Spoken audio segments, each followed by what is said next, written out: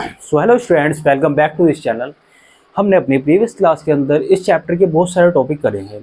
Class 11th के chapter है 1 है इंट्रोडक्शन। अब हम आज इस चैप्टर के अंदर पढ़ेंगे प्रोडक्शन पॉसिबिलिटी कर्व या फिर प्रोडक्शन पॉसिबिलिटी फ्रंटियर क्या होता है, इसके बारे में आज हम देखेंगे इस चैप्टर के अंदर। तो हम सबसे पहले क्या देखते हैं, प्रोडक्शन पॉसिबिलिटी कर्व क्या होता है हमारा। It shows a combination of two goods. दो गुड के कॉम्बिनेशन को दिखा रहा है ये।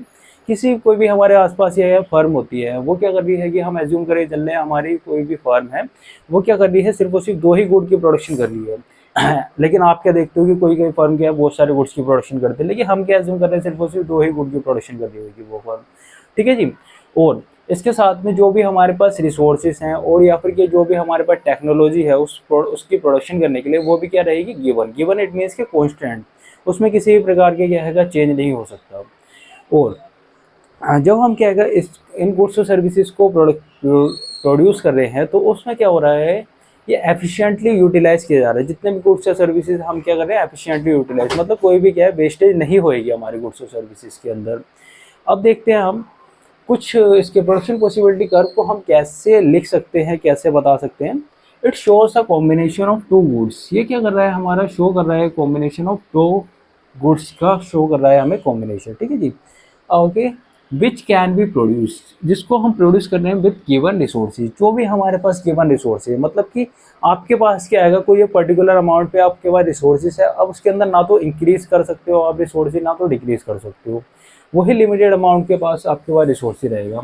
एंड टेक्निक ऑफ प्रोडक्शन, और जो उसके टेक्निक ऑफ प्रोडक्शन है वो भी क्या रहेगी आपके पास given, which are fully and efficiently utilise. अब इन जो भी रिसोर्सेज है आपके पास या फिर जो भी टेक्नोलॉजी है उसको क्या करना है, आपको एफिशिएंटली यूटिलाइज करना है। किसी भी प्रकार का उसके अंदर क्या है चेंजेस नहीं कर सकते हो, आपको अच्छी तरीके से उन रिसोर्सेज का और टेक्नोलॉजी का इस्तेमाल करना है।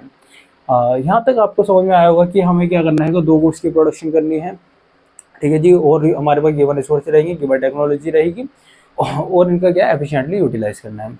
अब एजम्पशन लेके चलते हैं हम। जब हमने बात करी कि इसकी प्रोडक्शन पॉसिबिलिटी कर्व क्या होता है, इसके अंदर क्या क्या गुड्स और सर्विसेज, तो उसके अंदर क्या लेने के चलना है हमें एजम्पशन, क्योंकि हमारी जो इकोनॉमिक्स है वो बेस्ड है हमारी एजम्पशंस के ऊपर।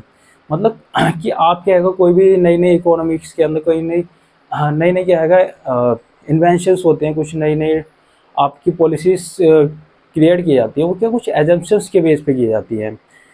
तो अब हम देखते हैं इसके अंदर एजम्पशन क्या ले रही हैं। इसके अंदर हम लिमिटेड रिसोर्सेज, हमारे पास क्या है लिमिटेड रिसोर्सेज है। ठीक है जी। जैसे कि इसके अंदर गिवन रिसोर्सेज था तो लिमिटेड रिसोर्सेज हमने लिए। और resources are not efficient in production, जो हमारे पास रिसोर्सेज हैं वो एफिशिएंट नहीं है। दोनों गुड की प्रोडक्शन के लिए जो रिसोर्सेज इसका हम इस्तेमाल कर रहे हैं वो क्या एफिशिएंट नहीं है। आगे देखते हैं हम, technology is given and unchanged. और जो हमारी टेक्नोलॉजी है वो क्या रहेगी हमारी गिवन, मतलब कि जो भी हम टेक्नोलॉजी इस्तेमाल कर रहे हैं वो आपके पास पहले से ही आपके पास मेंटेन है, उसमें आप चेंजेस नहीं ला सकते। And unchanged, resources are fully and efficiently utilised. और जितने भी हमारे रिसोर्सेज हैं उनको क्या करना है, हमें अच्छी तरीके से इस्तेमाल करना है, उसमें किसी भी प्रकार से आप क्या है चेंज वो कमी नहीं ला सकते हो। आप रिसोर्सेज के अंदर किसी भी प्रकार की अंडर यूटिलाइज नहीं कर सकते आप किसी भी रिसोर्सेज को। और production of only two goods, इसके अंदर सिर्फ और सिर्फ दो ही गुड का प्रोडक्शन हो रहा है। जैसे कि अभी हमने बात करी कि इसके अंदर सिर्फ और सिर्फ दो ही गुड का हमें प्रोडक्शन करना है। तो अभी हमें समझ में आया कि हमारा क्या है का प्रोडक्शन पॉसिबिलिटी कर्व है, उसके अंदर दो ही गुड का हमें प्रोडक्शन करना है और गिवन रिसोर्सेज है, गिवन टेक्नोलॉजी है और हमारे पास क्या है इसको फुली यूटिलाइज करना है हमें जितने भी हमारे पास रिसोर्सेज हैं। अब देखते हैं हम प्रोडक्शन पॉसिबिलिटी शेड्यूल क्या होता है। प्रोडक्शन पॉसिबिलिटी शेड्यूल, तो इसके लिए हमारे को क्या बनाना है, दो गुड्स का कॉम्बिनेशन बनाना है। तो हमने क्या ले लिया, एक तरफ प्रोडक्शन पॉसिबिलिटीज यहाँ पर हम शो कर देंगे, किसी भी इसको अल्फाबेटिकल लेटर से हम डिनोट कर सकते हैं। आगे देखते हैं, राइस ले लिया हमने टन्स के शेप में, टन्स के में इसमें लिया हमने 10। जब हम क्या कर रहे हैं प्रोडक्शन कर रहे हैं 10 टन्स ऑफ राइस की हम प्रोडक्शन कर रहे हैं, तो इस केस में हम क्या कर ले रहे हैं, क्लॉथ की प्रोडक्शन कितनी हो रही है हमारे पास 0। जब हम 10 टन्स क्या है राइस की प्रोडक्शन कर रहे हैं तो हमारे पास क्लॉथ की प्रोडक्शन क्या हो रही है 0, उसमें किसी भी प्रकार की प्रोडक्शन क्या आएगा प्रोडक्शन क्या है उसमें हो नहीं रही। नेक्स्ट में हम क्या करते हैं, राइस की प्रोडक्शन को हमने क्या कर दिया, 1 यूनिट से डिक्रीज कर दिया। मतलब हमने 1 यूनिट से राइस की प्रोडक्शन को 10 से क्या कर दिया, हमने 9 पे लेके आ गए। तो इस केस में हमने क्या करा, क्लॉथ की प्रोडक्शन को क्या कर दिया, 1 यूनिट बढ़ा दिया, इंक्रीज कर दिया हमने क्लॉथ की प्रोडक्शन को। जब हमने राइस की प्रोडक्शन को क्या करा, जब हमने राइस की प्रोडक्शन को 2 यूनिट क्या कर दिया, हमने डिक्रीज कर दिया। तो इस केस में हमने क्या करा, क्लॉथ की प्रोडक्शन को 1 यूनिट बढ़ा दिया। नेक्स्ट वाले में देखते हैं हम, इसके अंदर हमने 3 यूनिट हमने डिक्रीज कर दिया। तो इसमें हमने क्या कर दिया, 1 यूनिट हमने क्या कर दिया, इंक्रीज कर दिया इसमें अंदर राइस की प्रोडक्शन को। और नेक्स्ट वाले में हम देखते हैं, जब हमने क्या करा, राइस की प्रोडक्शन को और ज़्यादा डिक्रीज कर दिया, मतलब कोई भी राइस की प्रोडक्शन नहीं हो रही है, तो उस केस में क्या हो गया कि हमने क्लॉथ की प्रोडक्शन को 1 यूनिट और बढ़ा दिया। 1 यूनिट और बढ़ा दिया, यहाँ पे हो जाएगा 4। ठीक है जी, आपको यहाँ तक समझ में आया होगा कि हमने क्या करा, राइस की जब प्रोडक्शन क्या कर रहे हैं, डिक्रीज करते चले जा रहे हैं। तो उस केस में क्या हो रहा है, हमारी क्लॉथ की प्रोडक्शन क्या हो रही है, इंक्रीज होते चले जा रही है। तो इसको हम कैसे शो कर सकते हैं, इसको हम शो कर सकते हैं अपनी मार्जिनल अपॉर्चुनिटी कॉस्ट के द्वारा। मार्जिनल अपॉर्चुनिटी कॉस्ट क्या होती है, तो अब हम देखते हैं मार्जिनल अपॉर्चुनिटी कॉस्ट क्या होती है। नंबर ऑफ यूनिट्स, किसी भी number of units of a commodity to sacrifice to gain additional unit of another commodity. जब हम number of units of a commodity को हम सैक्रिफाइस कर रहे हैं, अब इस वाले यूनिट्स में हम क्या कर रहे थे, सैक्रिफाइस कर रहे हैं। 1 यूनिट इसका कम कर दिया, 10 से हम 9 पे चले गए, 9 से हम 7 पे चले गए, 7 से हम 4 पे चले गए। जब हम क्या आएगा, एक नंबर ऑफ यूनिट्स क्या आएगा, हम सैक्रिफाइस करते चले जाते हैं किसी भी एक कमोडिटी की, और एंड टू गेन, और हम गेन कर रहे हैं दूसरी कमोडिटी को, and to gain additional unit of another commodity.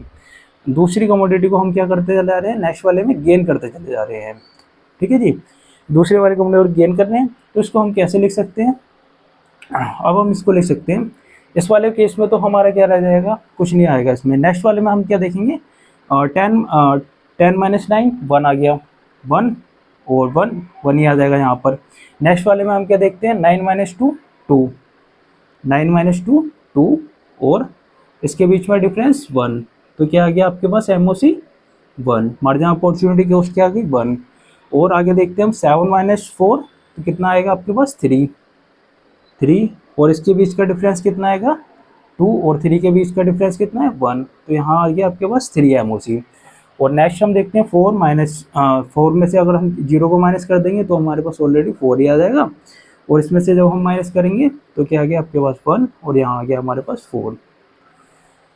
तो आपको देखने को मिला कि जब हम क्या आएगा, एक कमोडिटी हम क्या करते हैं, डिक्रीज करते चला रहे हैं, किसी भी कमोडिटी, एक पर्टिकुलर कमोडिटी को एज कम्पेयर टू दूसरी कमोडिटी से, तो हम देख रहे हैं इसके अंदर कि हमारा जो MOC है वो क्या करते चले जा रहा है, इंक्रीज करते चले जा रहा है, इंक्रीज करते चले जा रहा है हमारा MOC। और अब इसके अंदर एक और टर्म आती है MRT। क्या होती है, MRT और MOC क्या है, सिमिलर ही हैं। इसमें क्या ले रहे हैं हम, चेंज इन सैक्रिफाइस अपॉन में change in gain. Change in sacrifice, इसको बस सिर्फ और सिर्फ हम क्या से डिनोट कर देते हैं, रेशो से, रेशो के तरीके से हम इसको शो कर देते हैं। जैसे 10 माइनस 9 कितना आएगा हमारे पास 1 आवर, 1 आवर मतलब कि राइस का आ गया। और इसके अंदर जब हम माइनस करेंगे तो कितना आ गया हमारे पास 1 माइनस 0 1 C, और then 9 minus 2 2 R ratio 1 C, 1 C मतलब इन दोनों का डिफरेंस, इन दोनों का डिफरेंस कितना आएगा हमारे पास 3 R रेशो 1 C, इन दोनों का तो 1 ही डिफरेंस आएगा। और नेक्स्ट वाले में भी कितना आएगा इसके अंदर 4 R रेशो 1 C। ठीक है जी, तो इसके अंदर आया हमारा MRT का, MOC और MRT आपको निकालना आ गया होगा। अब हम देखते हैं प्रोडक्शन पॉसिबिलिटी कर्व क्या किस शेप में होता है। तो ये जैसे कि हमने ये शेड्यूल बनाया था उसी के अकॉर्डिंग हमें क्या बनाना पड़ेगा, एक इसका डायग्राम बनाना पड़ेगा। तो हमें देखना को मिल रहा होगा 10,0, एक कॉम्बिनेशन बना हमारा 10,0। तो मतलब 10 तो हमें राइस लेने हैं, और C, और हमें क्लॉथ कितना लेना है 0। जीरो कमोडिटी ऑफ प्रोडक्शन हो रही है हमारी क्लॉथ की। हमने एक तरफ ले लिया वाई एक्सिस पे राइस, और हमने क्लॉथ का ले लिया एक्स एक्सिस पे ले लिया, और इसकी क्वांटिटी को हमने क्या कर दिया, शो कर दिया। तो सबसे पहले हम देखते हैं 10,0 कहाँ आएगा हमारा, यहाँ पर 10 हमारा हो गया राइस, और जीरो क्वांटिटी किसकी है, क्लॉथ की। तो इसको हम कैसे डिनोट कर रहे हैं, ए से, ए कॉम्बिनेशन। देन फिर हम क्या लेंगे 9,1, 9,1, 9 यहाँ पर आएगा 8 और 10 के बीच में 9,1, 1 इधर है, बी, बी कॉम्बिनेशन हो गया हमारा। नेक्स्ट वाले में 7,2, 7,2 इधर आएगा 6 और 8 के बीच में, ये हो गया हमारा सी कॉम्बिनेशन। फिर है हमारा 4,3,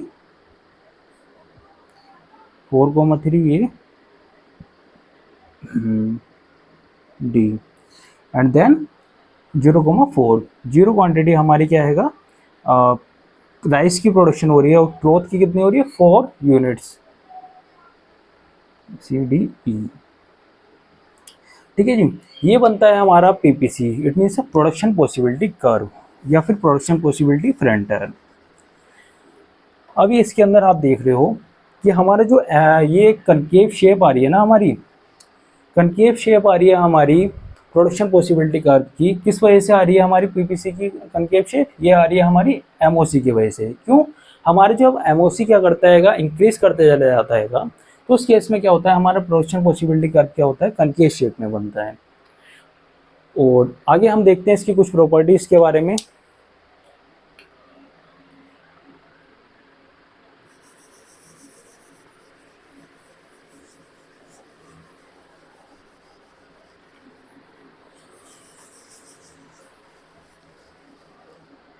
हम नेक्स्ट क्लास में देखेंगे इसकी प्रॉपर्टीज के बारे में, बोर्ड थोड़ा रफ नहीं हो रहा।